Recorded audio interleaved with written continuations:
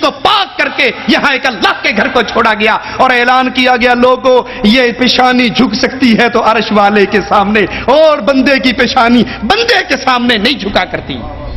اللہ رحمت کرے امام عبدالعزیز آل سعود رحمت اللہ علیہ پر، جس نے ایک بار پھر اس دھرتی کو شرک سے پاک کیا اور رب کے گھر میں کھڑے ہو کر رب سے ڈر کر کہتا ہوں اللہ کی قسم کائنات کی سیر کر لو، آپ کو امام عبدالعزیز رحمہ اللہ کی اس پاک سرزمین کے علاوہ کوئی دھرتی نظر نہیں آئے گی جہاں پر اللہ کے ساتھ کسی اور کو شریک نہ کیا جائے۔ یہ وہ دھرتی ہے جہاں پہ گردن چھکتی ہے تو اللہ کے سامنے آواز بلند ہوتی ہے تو اللہ کے نام کی، اللہ کے علاوہ کسی اور کی درگاہ نہیں ہے، اس دھرتی کو پاک کر دیا گیا۔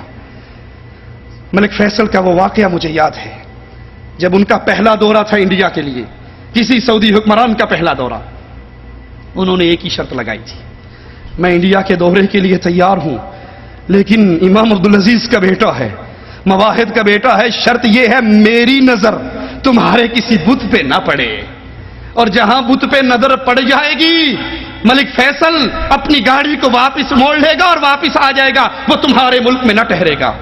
انہوں نے سڑکوں پہ نصب بتوں کو اکھاڑ ڈالا، جو نہ اکھاڑے گئے ان کے اوپر کپڑے ڈال کے چھپا دیے، اور وہ جب ہمارے پاس پہنچا بھٹو صاحب اس کی انگلی پکڑ کے بابا جناح کے دربار پہ کراچی لے گئے۔ ملک فیصل رحمت اللہ علیہ کہنے لگے یہ کیا ہے؟ کہا آپ کو نہیں پتا یہ بانی پاکستان کی خبر ہے، یہاں سلام کرنا ضروری ہے۔ وہ اسے کیا پتا تھا یہ بیچارہ کون ہے، یہ ہر ساوی چنڈی کو دے کے جھک جاتا ہے، یہ کالی کو دے کے ہاتھ باندھ دیتا ہے، کوڑے کو دے کے نیچے سے گزر جاتا ہے، اس کو کیا پتا تھا؟ اس نے کہا مجھے بابا جناح کی قبر پہ لانے والے، یہ قبروں کو پوجنا اسلام میں ہوتا، تیرے پاس جناح کی قبر ہے، میرے پاس محمد کی قبر ہے صلی اللہ علیہ وسلم، میں اسے سونے کی بناتا اور پھر اس کی پوجا کرتا۔ واپس چلو، مواحدوں کا بیٹا مشرکوں کی اڈوں پر نہیں آیا کرتا۔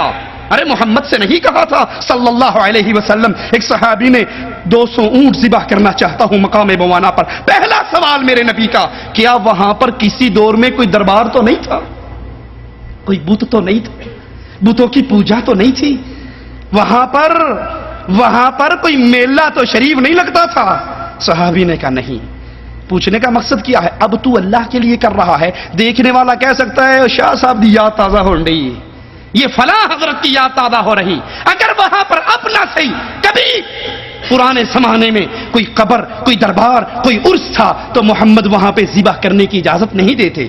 مولانا صاحب وہاں پر پہنچے اور گدی نشین نے مولانا طارق جمیل کے بارے میں کہا کہ میں نے صاحبزادہ حفیظ الرحمان بریلوی کی تقریر سنی اور مولانا طارق جمیل کی تقریر سنی، ایک بریلوی کی تقریر سنی، ایک دیوبندی حضرت کی تقریر سنی، مجھے ان دونوں کے درمیان حد دیوار، فاصل، بننا، کہتا یہ بڑے لفظ ہیں، مجھے تھوڑی سی بننی بھی نظر نہیں آئی۔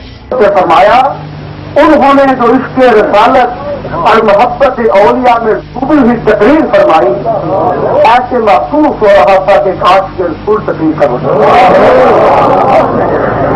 حضرت مسجد الہلانی نے جو آخر پر تبصرہ فرمایا، جو فیصلہ فرمایا، کہنے لگے کہ میں نے صاحبزادہ حفیظ الرحمان صاحب کی تقریر سنی ہے، میں نے طارق جمیل صاحب کا بھی خطاب سنا ہے، ایک ہوتا ہے حد فاصل، دیوار، پہاڑ، بننا، مجھے تو ان دونوں کے درمیان ایک بنی بھی نظر نہیں آئی۔ اور اگر یہی تبلیغی مشن ہے ہمارا بھی اور ان کا بھی، تو پھر کیوں نہ ایسا ہو کہ کسی ایک ہی پلیٹ فارم پر اللہ اور کالی کبلی والے کو یاد کر لیا جائے۔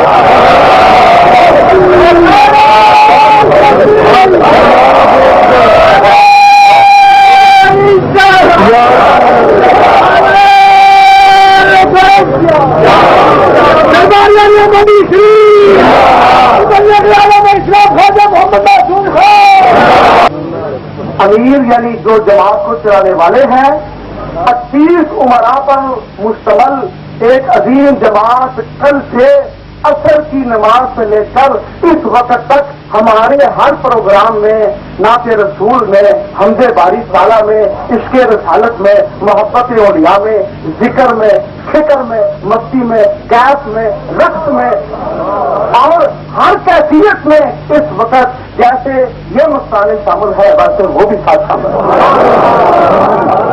اور وہ بھی اسی سرور کے ساتھ اس وقت اپنے آپ کو محظوظ کر رہے ہیں. میں مختصر دعوت خطاب دے رہا ہوں.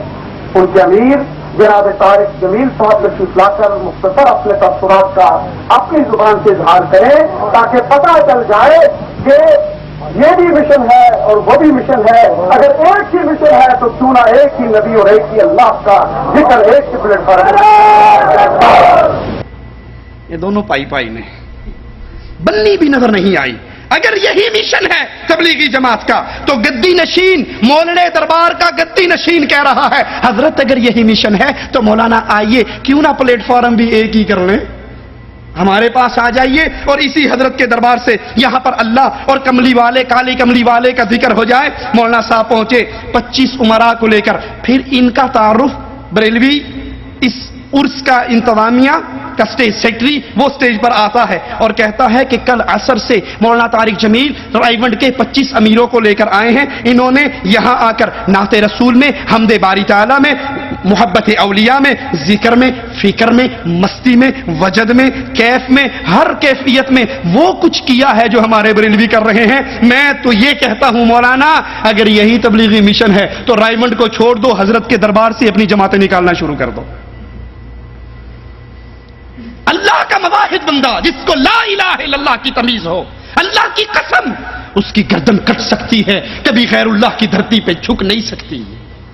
وہ اپنے آپ کو بروا سکتا ہے جیسے محمد نے کہا تھا صلی اللہ علیہ وسلم, میرے آقا نے کہا تھا, میرے نبی نے کہا تھا, میرے امام نے کہا تھا, وہابیوں کے پیر نے کہا تھا, معاذ لا تشرک باللہ ان قتلتا او حرقتا, تیرے ٹکڑے ہو جائیں تب بھی شرک نہ کرنا, تجھے جلا کر راکھ کر دیا جائے تب بھی شرک نہ کرنا. مواحد مشرکوں کی مجلسوں میں جا کے ذکر و فکر میں, مستی میں, کیف میں, وجد میں دھمال ڈال سکتا ہے. یہ اہل ایمان کا طریقہ نہیں ہے. مولانا طارق جمیل خطاب کے لیے آتے ہیں اور پیچھے سے پورا بریلویوں کا عرس کا مجمع تالیاں بجا کر حضرت کا استقبال کرتا ہے. تالیوں کی گونج ہے بہترین. جس نے سی ڈی لینی ہو ہم اس کو سی ڈی دے سکتے ہیں, دکھا سکتے ہیں. اور قرآن کیا کہتا ہے اہل شرک کے بارے میں؟ وَمَا كَانَ صَلَاتُهُمْ عِنْدَ الْبَيْتِ إِلَّا مُكَاءً وَتَصْدِيَةً. مشرکین کعبے کا جس طرح ننگے ہو کر طواف کرتے تھے اسی طرح طواف کے دوران وہ تالیاں بھی پیٹتے تھے اور سیٹیاں بھی مارتے تھے, اور اس کو عبادت سمجھتے تھے کفار مکہ.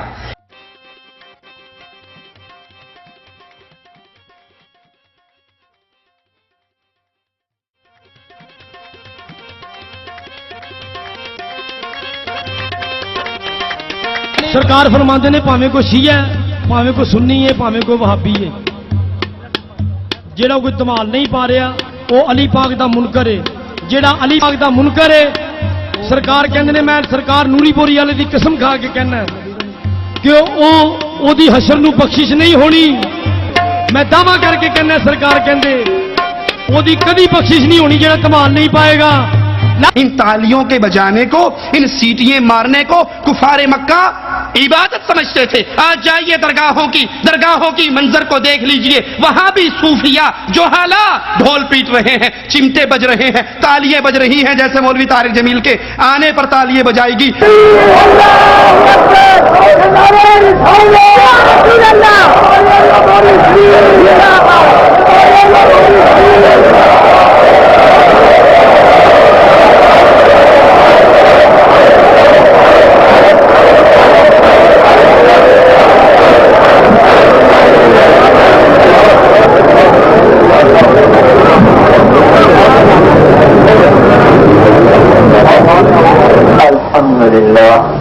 اور اس دور کا مشرک بھی اس کو عبادت سمجھتا تھا. آج کے دور کا مشرک بھی کہتا ہے معرفت دی عقل نے تو اڑے پلے نہیں پہ سکتی.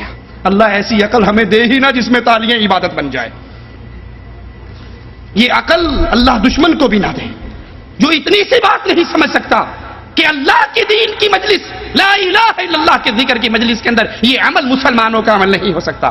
طارق جمیل صاحب نے خطاب شروع کیا, کہا ہمارے نبی کی پرواز کو کوئی کیا جانے گا کہ ہمارے نبی کی پرواز ثم دنا فتدلا, کہ وہ قریب آیا اور قریب ہوا.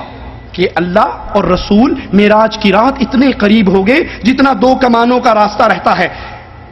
یہ عقیدہ تنہا تبلیغی جماعت کا نہیں ہے، یہی عقیدہ بریلوی بھائیوں کا بھی ہے، یہی عقیدہ تبلیغی بھائیوں کا بھی ہے۔ وہ کہتے ہیں معراج کی رات اللہ اور رسول اتنے قریب ہوئے، فَكَانَ قَابَ قَوْسَيْنِ أَوْ أَدْنَىٰ، جتنی دو کوسوں کے درمیان، کمان کے دو سروں کے درمیان گیپ ہوتا ہے، اللہ اور محمد صلی اللہ علیہ وسلم کے درمیان صرف اتنا سا فاصلہ رہ گیا اور وہ اتنے قریب ہو گئے۔ حدیث کو کیا خطاب فرمایا؟ ثم دنا فتدلى فكان قاب قوسين او ادنى۔ یہ فرق بڑا لمبا چوڑا فرق ہے، وقت نہیں، لمبا چوڑا فرق ہے۔ لفظ اکمل اس کے کمال کو بتانے کے لیے چھوٹا ہے، لفظ اعلم اس کے علم کو بتانے کے لیے چھوٹا ہے۔ جو قاب قوسین او ادنا تک، او ادنا ہے، او ادنا پیچھے کی گل رہ گی بھائی۔ قاب قوسین پتہ کیا ہوتا ہے؟ قاب قوس، یہ میں نے آپ کے سامنے کمان کی شکل بنائی، یہ کمان ہے، یہ لکڑی یہ بکرے کی آنکھ ہوتی تھی، ادھر تیر رکھ کر اس کو یوں چلاتے تھے۔ اینو عربی قاب آخیا جاتا ہے، اینو عربی قاب آخیا جاتا ہے، اے قاب ہے، اب قاب ہے۔ اب صلح ہو رہی ہے، دو قبیلے لڑ کے تھک کر ہوں صلح ہو رہی۔ صلح کیسے ہوتی تھی؟ دو سردار آ کر اپنے کمانوں کو ایسے ملاتے تھے، اے قاب ہو گئی، اے قاب ہو گئی، اے بھی قاب، اے بھی قاب، اے آ کے رل گئے۔ دیکھ رہے ہو نا؟ اس تو اگا ہوں رلن کی تھارا تو ختم ہو گئی۔ تو عربوں کی صلح کی یہ نشانی تھی کہ بھئی اب یہ آپس میں متحد، آپس میں باہم اتفاق، لڑائی ختم۔ اب میرا اللہ یوں کہتا ہے ثم دنا فتدلى فكان قاب قوسين، یہ تو ہو گیا قاب قوسین، اور ابو اللہ کھجندہ او ادنا، اس سے بھی زیادہ میرا محبوب میرے قریب ہو گیا۔ ہوں یہ ترجمہ میں کتوں کرا، یہ تعبیر میں کتوں لیا؟ ساری دنیا عاجز ہے اس راز سے، نہ اللہ کے نبی نے پردہ اٹھایا اور نہ لوگوں میں سننے کی سکت اور طاقت تھی۔ نعوذ باللہ ثم نعوذ باللہ۔